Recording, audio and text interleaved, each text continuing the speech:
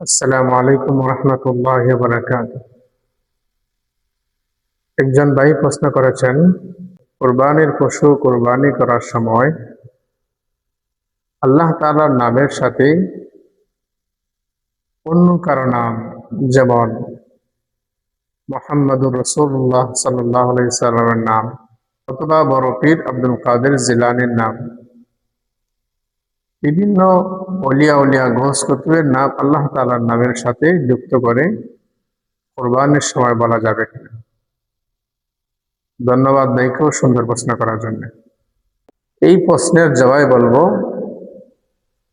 কোরবানির পশু কোরবানি করার সময় ইসলামী শরীয়তের নিয়ম হলো আয-যিকরুল খালিসুল মুজাররাদ, একনিষ্ঠভাবে একমাত্র আল্লাহ তাআলার নামই উচ্চারণ করতে হবে। তবে যদি কোনো মানুষ আল্লাহ তাআলার নামের সাথে অন্য কোনো মানুষের নাম, যেমন আমাদের প্রিয় নবীর নাম অথবা কোনো পীর আউলিয়া গৌস কুতুবের নাম উচ্চারণ করে ফেলে, তাহলে এই ক্ষেত্রে তিনটি মাসালা। প্রথম মাসালাটি হলো আল্লাহ তাআলার নামের সাথে কোনো মানুষের নাম মিলিয়ে বলা, যেমন বিসমিল্লাহি আল্লাহু আকবার মুহাম্মাদুর রাসূলুল্লাহ।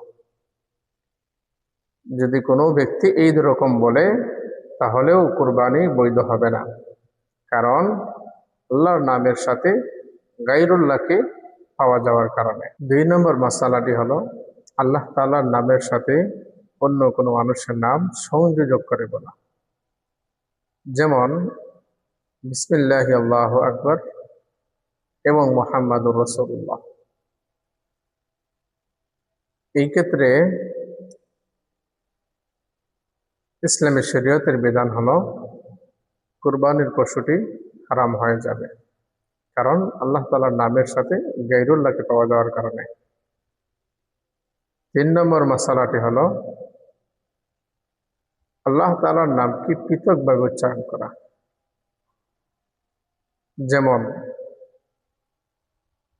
কুরবানির পশুকে শোয়ানোর আগে অথবা শোয়ানোর পরে, কুরবানির পশু কোরবানি করার আগে কোনো মানুষ যদি এইরকম বলে, আল্লাহুম্মা তাকাব্বাল হাযিহি আন উম্মতি মুহাম্মাদিন সাল্লাল্লাহু আলাইহি ওয়াসাল্লাম, অথবা নবী করিম সাল্লাল্লাহু আলাইহি ওয়াসাল্লাম যেরকম বলেছিলেন, আল্লাহুম্মা তাকাব্বাল হাযিহি আন উম্মতি মুহাম্মাদিন সাল্লাল্লাহু আলাইহি ওয়াসাল্লাম মিম্মান শাহিদা লাকা বিল ওয়াহদানিয়্যাহ, এইরকম যদি কোনো মানুষ বলে তাহলে কোরবানির পশু হালাল হবে।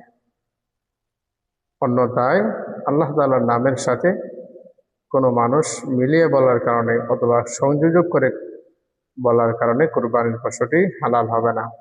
এমনকি কোনো মানুষ যদি কোরবানি করার সময় হাঁচির জবাবে আলহামদুলিল্লাহ বলে ফেলে, তাহলে বিশুদ্ধ রিওয়ায়াত অনুযায়ী কোরবানির পশু বৈধ হবে না, হালাল হবে না।